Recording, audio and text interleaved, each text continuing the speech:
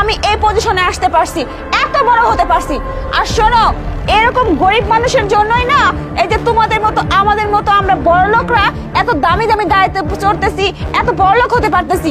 আর সেই গরিব মানুষদেরকে অপমান করো, অবহেলা করো, তাদের সাথে কিভাবে কথা বলতে হয় ন্যূনতম ভদ্রতাটুকু জানো না, তাই না? Sorry ma'am. What sorry? কিসের সরি? কোনো সরি বলবে না তুমি আমার সাথে। বেয়াদব কোথাকার, এতটুকু শিক্ষা তোমার ভিতরে নেই কার সাথে কিভাবে কথা বলতে হয়? থাক মা, ও না একটু ভুল করে ফেলেছে, ওকে তুমি ক্ষমা করে দাও মা। কি থাকবে আঙ্কেল, আপনি আমার কে সেটা তো আমি জানি, তাই না? আর এই বেয়াদবটা আপনার সাথেই খারাপ ব্যবহার করছে। ওকে তো আমি, শোনো আরিফ, তোমাকে নিয়ে না আমার সাথে ঘুরতে আমার লজ্জা লাগে যে তোমার মতো একটা মানুষ আমার একটা কর্মচারী। ছি, এটা তোমার কাছ থেকে কখনো আশা করিনি আমি। আরে আমার আঙ্কেল যদি আমার আত্মীয় না হতো না, তাহলে তোমাকে আমি ঘাড় ধাক্কা দিয়ে এখান থেকে বের করে দিতাম এক্ষুনি।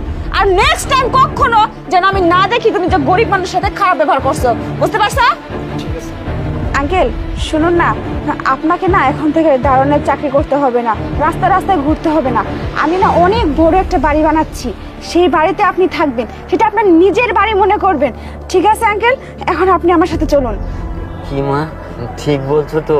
একদম ঠিক। আপনি যে আমার জন্য কি সেটা তো আমি জানি, আর কেউ জানুক বা না জানুক। আচ্ছা ঠিক আছে মা। আচ্ছা গাড়ি খোলো। যান আঙ্কেল, আপনি সামনে বসেন, ওই ড্রাইভারটা ওই পাশে পাঠিয়ে দিচ্ছি।